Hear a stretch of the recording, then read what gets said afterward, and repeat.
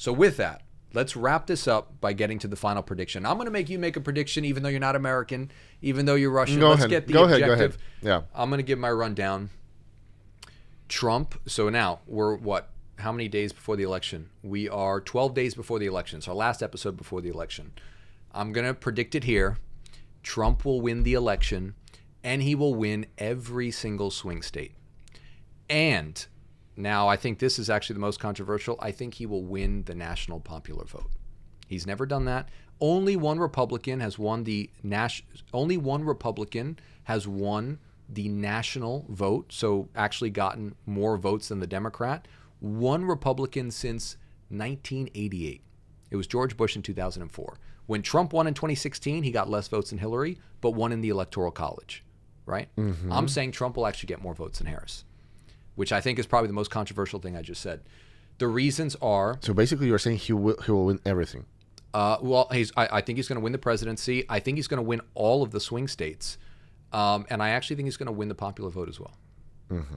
Now, that one is probably the one I'm least confident in, obviously. But that is what the prediction I'm going to make.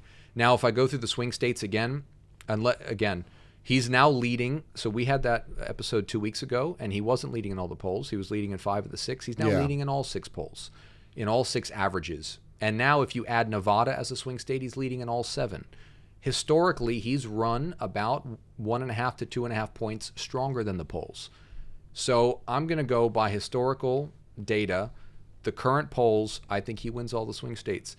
The national election is now 0.2 points in favor of Harris. It's never been that close the entire race. So there is clear momentum on Trump's side. It's nothing. It's a dead heat. So again, historically, he's outperformed the national polls as well, 1.5, 2.5 points. Trump is currently polling at the largest African-American support for a Republican since 1960. 1960. That's 64 years. The largest Latino support since 2004. He's got a 16-point lead with men, however, trailing 14 points amongst women. So you got the largest gender gap in history. Now that's going to be important. That's his biggest weakness. Women do vote more than men on average in American politics.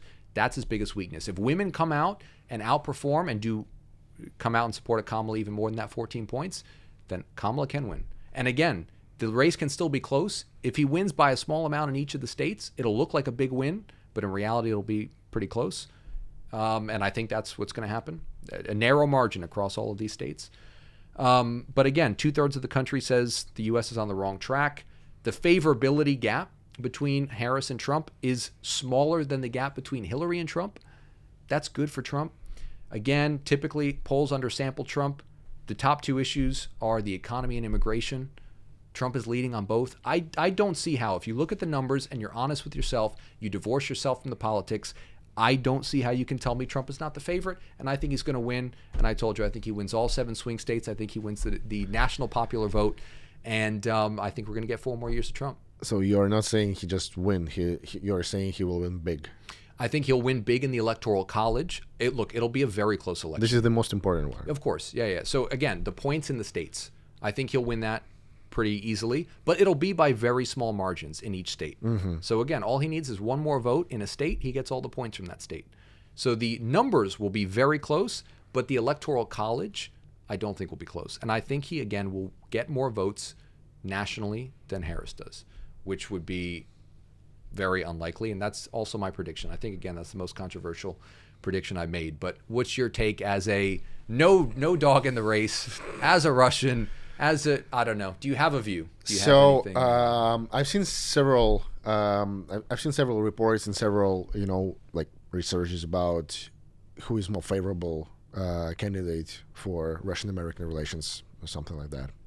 And now, like when you were talking about all this background, what happened for the recent 4 or 5 years, I remember when it was first Trump's term, when he won the elections, I remember there was very hilarious reaction in Russian state because Russian Duma, which is like the House of Representatives, they were actually applauding that he won because everybody was like, okay, Trump will be the like that guy who will become like the Russian friend. And I think basically a lot of people, they even said like there were some interactions, like Russians, like they meddled with the election, they helped Trump to win.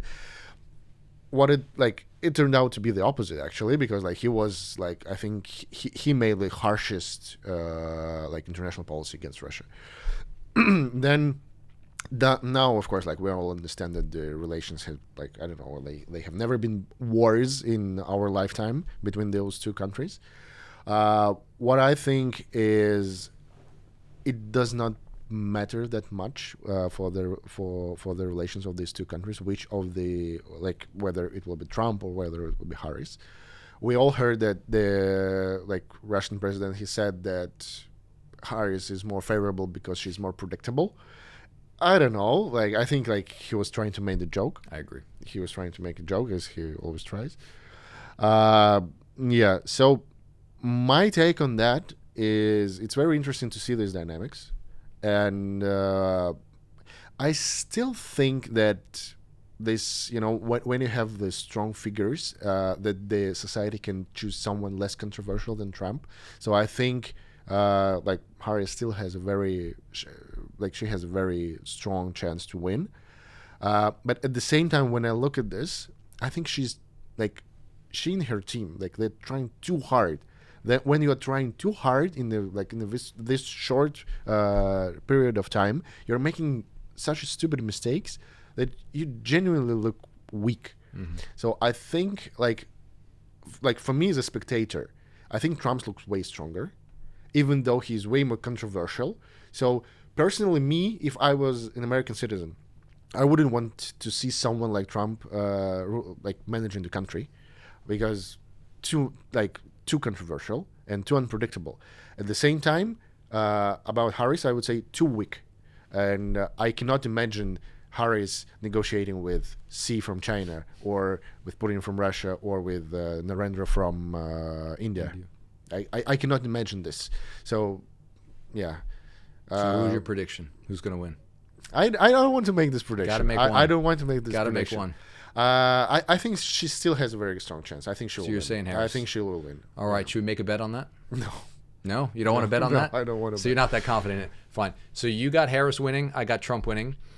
Let's see what happens, man. Let's see what happens. It's going to be fascinating. We have 12 days to go. 12 days to go. Okay, good. So we'll Let's see.